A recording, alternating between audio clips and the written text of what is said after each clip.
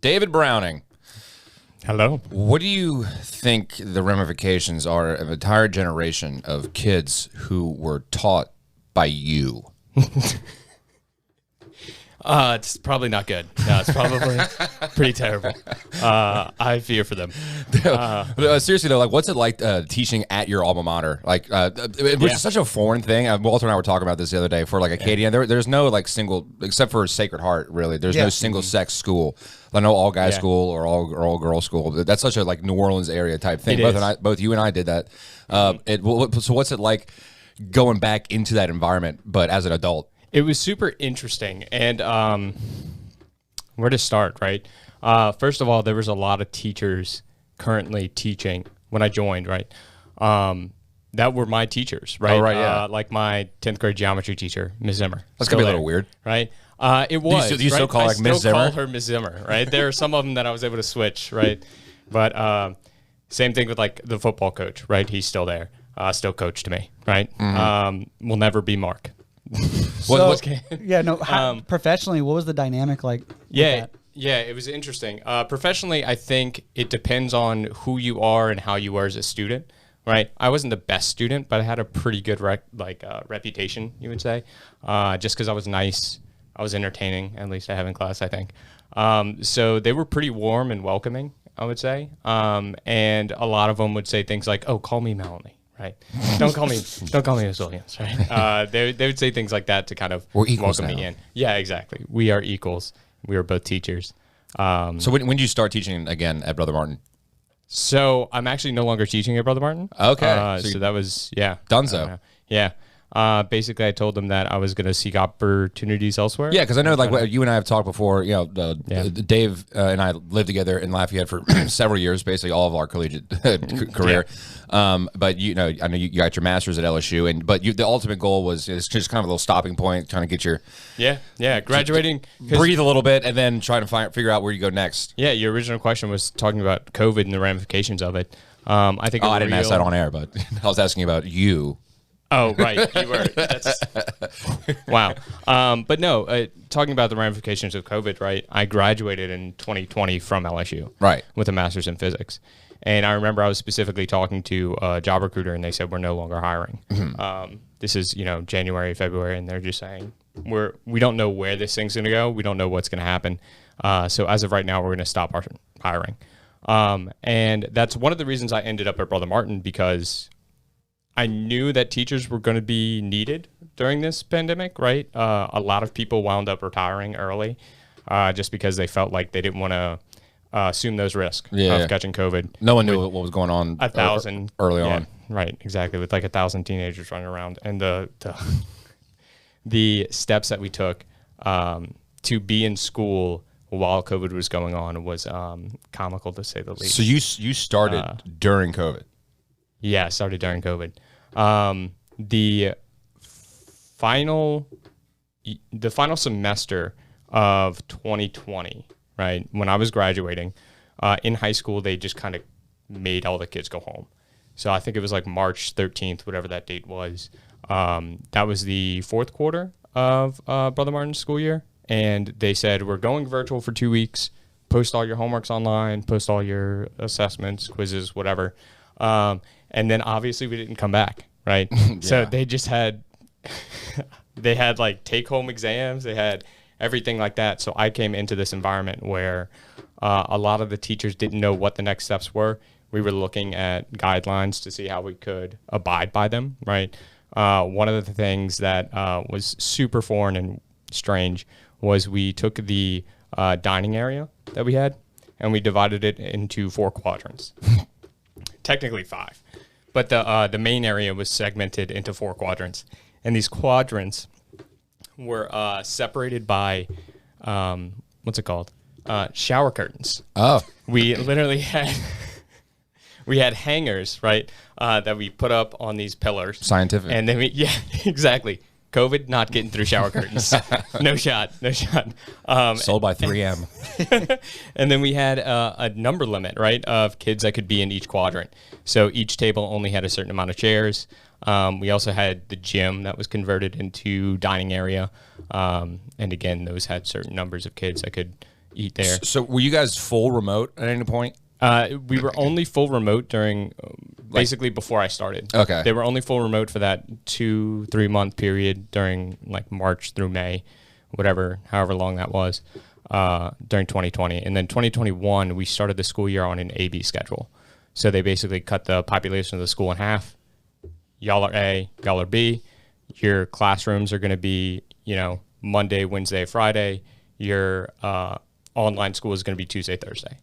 So you're teaching physics, right?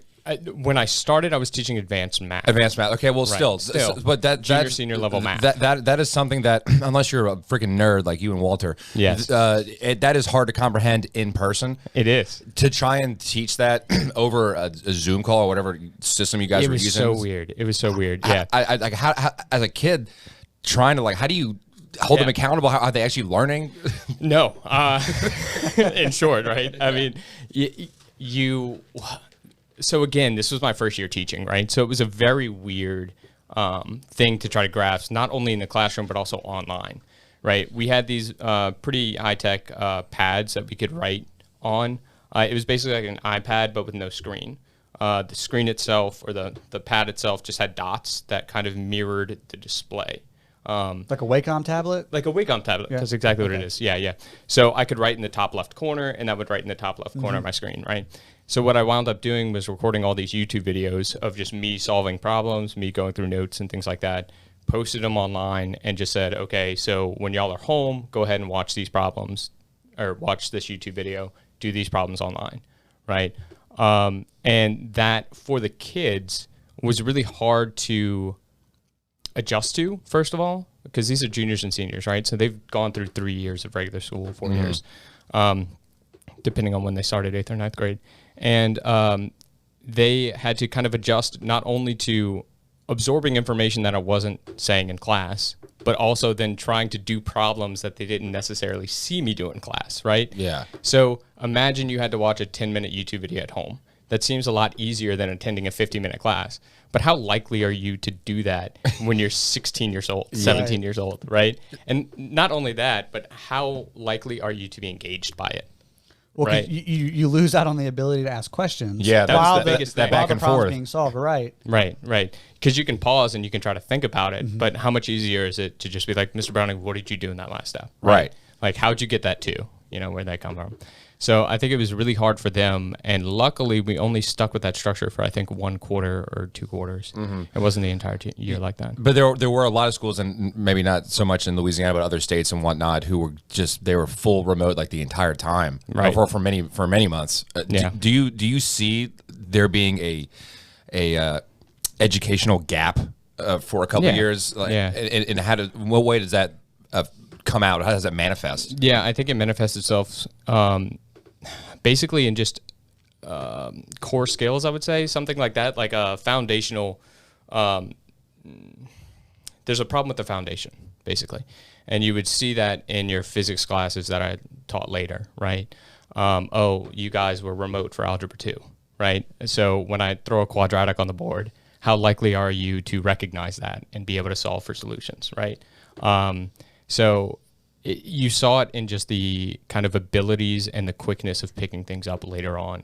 I think the ramifications aren't something that can't be fixed, or something that's going to be deleterious to their futures, or necessarily noticeable for several years even. Right? It's probably hard to measure. It is. I was thinking about this in the car earlier, like the metrics that we use to evaluate student progress or student success in the classroom are not necessarily immediate or accurate. They're not measuring exactly what we want to measure, right? If we see that a student did well in the ACT, what does that point to, right? Does that point to his success in the classroom, or does that point to his support system Does he have parents at home that really support him? Does he have tutors that he goes to outside of class?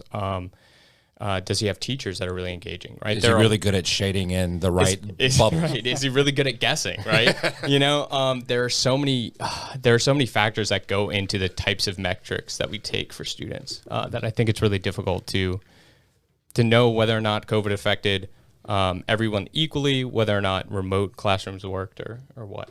Right. Well, and I find with classes, anything math-based, everyone has a completely different view on math curriculums and what they learned based on, like what you just said, the engagement of the teachers.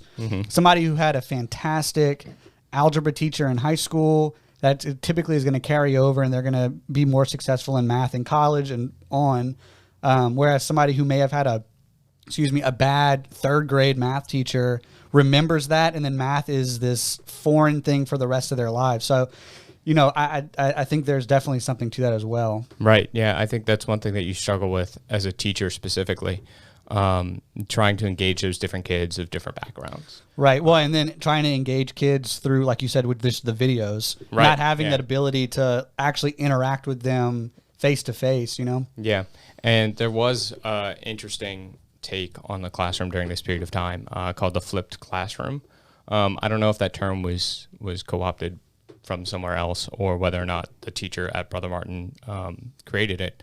But basically the way that he would handle COVID and the AB schedule and things was he would say, okay, guys, go home and watch videos on section 3.1. And they would go do that. They wouldn't have any math homework that they would have to do. So then when they came in the classroom, they would just start with math homework. So everybody would take out their laptop and they'd just start doing problems on my math lab. And he would just walk around as the teacher and see where they're messing up or see like, hey, what are you doing here? And try to engage them in that. So that way their in-class time is more formative. Right. Less listening to the teacher just lecture to them and more practical, can I actually solve this? Right. Well, and you see that a lot, especially in kind of like the intro math classes in college where you have a lot of the like student aides, grad students that are kind of just filling in those slots that don't really have any sort of like educational background, that kind of just stand up there and work and don't really know how to communicate that. Like what you just explained, if every math class was structured that way, I think we'd have a lot more interest in math, a lot more people pursuing physics and engineering and those kind of careers, because math would be something that everyone kind of gets because it's almost impossible not to when you have a teacher that's engaging in that way. Yeah. One thing that I learned from another teacher was to not do all the work, right? The point of a classroom is not for the teacher to stand up there and do the work for the student, right? The job of the teacher is to guide the student as he learns his abilities and strengthens his concepts, right? So one practice that I really took from this other teacher was one day out of the week, we would do problems on the board. I said, all right, guys, you can solve 10 problems out of the set of 25. The only requirement is that they're on the board, the solution and work is all correct, and once you finish all 10, you'll get 5 bonus points on your test, right? And then all of a sudden what I have is kids, they're moving their desks, they're getting in groups of 4, they're trying to figure out, all right, what problems do we want to do, right? They're even writing on the boards, all right, guys, we're going to do 72 to 75, right? They're engaging within the curriculum and trying to figure out how to solve it, right? Because they want these bonus points.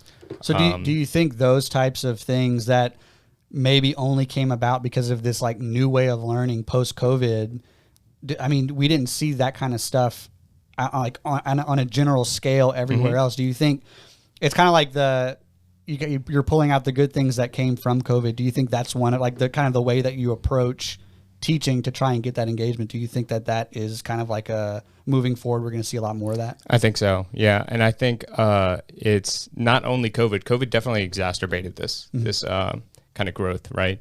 But I think it's just technology in general. We're having to relook at the format of teaching. I don't think it's beneficial for students to sit there and listen to a person talk for 50 minutes or an hour, however long classes are, right? I think it's more of we have to find time to engage them in some way, right? And let them do their thing when they're home. Like, I think homework is also something that personally I think is going out the window and I think should go out the window, right? We have this practice of having 10 minutes of homework to 30 minutes of homework for every single class. And if you're a high school student, right, you're not only having to work with that, but you're also having to do after school activities. Are you in football? Are you in swimming? Are you in, theater? Like, what are you doing outside of class? Well, you also need to do this homework, right? And that's kind of detracting away from their want to be in the classroom. Well, homework is bullshit. Speaking of homework, Walter, give me some Bluetooth volume right there. I've got a surprise for you, David. On the line right now, we have one of your former students calling in to ask you a question. Kyle, are you there? Hello, Carter. I'm here. Hey, Kyle, you're on the line with Mr. Browning. What is your question? Hello, Mr. Browning. How are you? I'm doing well. How are you, Kyle? Good. My question is, so I heard y'all talking about the method of your homework. Do you think other classes would benefit from this too? Or do you think it's kind of like harder to implement this into an English class? Like, let's say, because with physics, it was easy because we had a bunch of practice problems that we could go up on the board and do. But like English is a lot more hands-on, I guess. I get that. Yeah. I think that's a great question, Kyle. I think I did that in your class a lot too. You did. Kyle, how much did you cheat in Mr. Browning's class? Yeah. A good amount. I had a smart kid next to me. All right, thank you, Kyle. You go ahead and answer that question. Yeah. Now knowing that at least you're honest, you taught a dirty little cheater. right. Jeez. So I think with something like English, obviously you're going to need time to read books and write your thoughts on anything that you're talking about or discussing in class. But I don't see a reason why that can't be accomplished in the classroom. I think that having writing time in the classroom would be a great thing, not only for the students not having homework outside of class, but also for the teacher to be able to monitor the students' writing, see whether they're struggling, what part of the essay are they struggling on, right? Some of us struggle writing the introduction, some of us struggle writing the body. Being able to see that in real time might allow the teacher to more accurately pick apart what the problems are with the student. Did that answer your question, Kyle? Yes. Cool. All right, Kyle. Thanks for calling. Do you have any last things to say to Mr. Browning before you start your collegiate career? I will probably need some help in physics because after high school it was rough. Just let me know. All right, man. Thanks for calling in. Thank you. All right, peace. That's pretty great. So, funny story. We were at his sister's wedding, and his dad was like, coming up to me. He's like, "Oh, I can't wait to see Dave. I'm gonna mess with him. I'm gonna mess with him, dude." Like, and they Kyle had a C in my class. Yeah. Went up to Dave. He was like, "Why give my son a C? What are you doing? What's up with all these C's, man?" Huh? New Orleans just coming at you. Yeah, that's great. You handled your own. Great. I did. And Kyle ended with a B. I'm sure. Maybe is that cheating that helped? Sure, it didn't hurt. Yeah. As we get kind of close to wrapping up here, just some rapid fire type stuff. Of course. Do you have a favorite professor at UL? Oh, that's great. Dr. Dent was great. I guess I'll go with him. If we're doing rapid fire, I won't overthink it. Is that sirens in the background? Yeah. That was. Okay. Yeah. Hopefully you're not burning down, although it's so damn hot, it wouldn't freaking surprise me. Did you have it was a math professor that my brother loved. Super Cajun guy from around here. Mm-hmm. Big guy? Maybe. Dr. Was he the department head or the dean? I can't remember his name. I can't remember. It doesn't matter. What was the hardest class that you took at UL? Topology. Yeah. What is that? Topology is just a study of mathematical structures. So God. yeah, it was terrible, and it was writing proofs. It was all proof based. So you had to do a lot of theoretical math, not just problem solving math. That noise you heard, folks, was me say, banging my head on the microphone. Yeah, then I watched it. I would say number theory was probably my favorite theory, while also practical math class. It was all about encryption and stuff like that. Like, how do you get a code with number keys, right? Why is there a particle accelerator next to fraternity houses? That's a great question.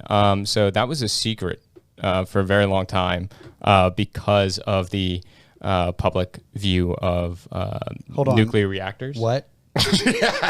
Yeah, there's a particle accelerator. What? Yeah. So if you go, if you're on Cajun Dome, right, and you're about to turn to get to On Fraternity Souvenir Row, Gate. right? But turn onto Souvenir Gate. Yeah. So there's a building with a fence that's like barbed wire at the top. That whole building right there is a particle accelerator. It's a linear accelerator. What? Yeah.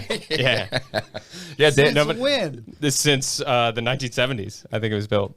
Yeah, Dave worked there. Was it like a It was part-time just a student summer job? thing. Yeah. So basically, during the summer one time, my friend John Miller, who I believe is still at UL, I'm not positive about that. He should be graduating with his PhD soon. Wearing a suit every day. Wearing a suit every day, exactly. And John Miller worked with Dr. Holloman, who ran the lab.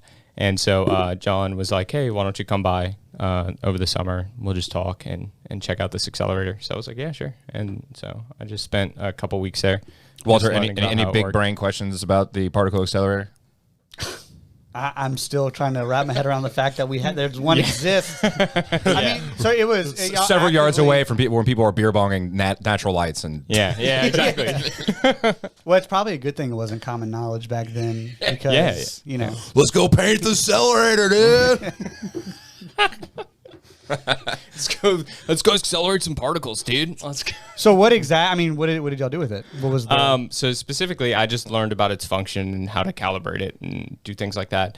But typically, they would have a source material. They were not a source material, a target material, and they were trying to study photoluminescence.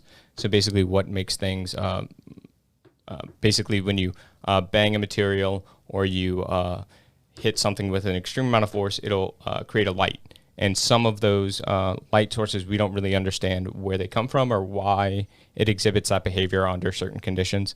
So they were just kind of investigating. So did y'all that. find the Higgs boson? We did actually. We were the first.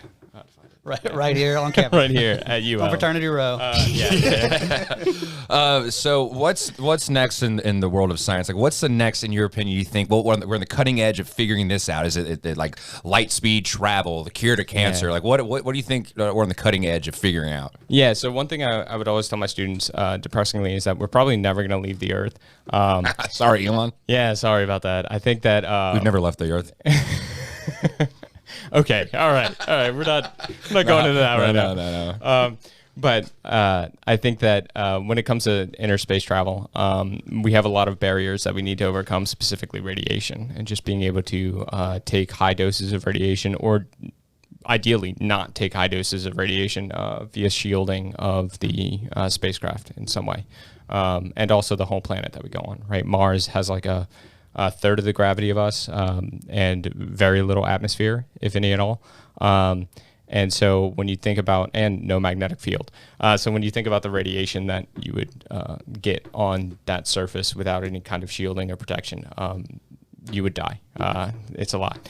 So I think right now the biggest thing that we're working on in physics is just learning about the beginning of the universe, specifically to find a unified theory of gravity, matching gravity with quantum mechanics and having some theory that encompasses every scale of the universe from the big to the small, beginning to the end.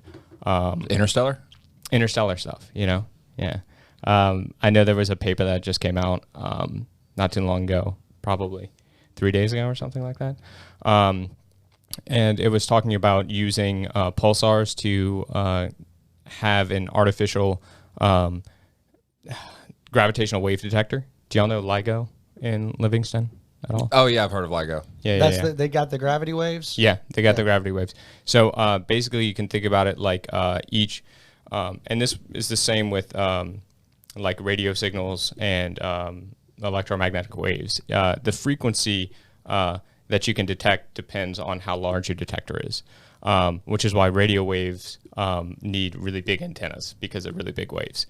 So to detect really, really high or really low frequency gravitational waves, you need a really, really big detector. So the LIGO detector, even though it's something like a mile long in each arm, it can only detect high frequency gravitational waves, because that scale in terms of the universe is super, super small. right? So what they want to be able to do is use these pulsars and their changing frequencies to detect larger waves. And these larger waves could have signals of something like the gravitational wave background, which would be like the cosmic microwave background. Do y'all know the CMB? No. Okay. All right. Well, I don't know. Anyway, so the cosmic microwave. I was a liberal arts major, bro. I have a podcast. You don't know about the CMB? Man. So the cosmic microwave background has a funny history in that there were these two scientists that were working on a radio tower, and they heard static. And so their first thought was just that they had some kind of interference with the materials on the radar. They thought that birds had pooped on it, basically. And so they went and they cleaned it, and then they went back to the studio, and they found that there was still this vibrating noise happening, right? Like this low static. And what they found was this was the first light that had escaped the universe and was eventually reaching us. So it was super, super, super low frequency. It had a long wavelength band because it had traveled, however many millions or billions of light years. And so that gave us a look at what the early universe looked like, because you can see across the sky how smooth it is, which indicates that we had a very smooth universe 300,000 years after it was created. And that's important because it tells us that the expansion was very uniform in all directions. So the gravitational wave background would be something that would tell us even further into the past, like seconds after the universe was created. Whoa. How smooth was that? Was there any kind of difference in directionality, right? Because one thing is we have matter versus antimatter, right? There's some kind of asymmetry going on there, some scientists think, right? Because we see everything as matter, right? Everything around us is regular matter. Why is that, right? There had to be some kind of asymmetry where matter won over antimatter, even though in theory, right, you can't create matter. You can't just make a bunch of matter without creating antimatter. It always has to be in pairs because of conservation of energy and things like that. So, well, closing up here, Dave. Now that I know, I can't even talk. You got me so befuddled here. To close out, Walter loves arguing on social media, typically about politics and whatnot. But yeah. I don't see you get into the weeds on stuff often. But No, I don't. I'm going to give you the opportunity with this camera right here. Is there like a take that is kind of you might see on the internet that you want to dispel right now, like? Maybe not flat earthers, because there's no point in talking to those people. right. We did go to the moon. Maybe that's the point. We did. What's the hill you will always die on besides the moon thing? Oh man, I think that's a great question. I think now that I'm on the spot, I can't think of it. Yeah. But I think that we need to look at education reform in general. I will say that. I think that especially with AI, with Khan Academy just recently announced that they have an AI tutor. Oh. I haven't really looked at that much, but that came out over the summer.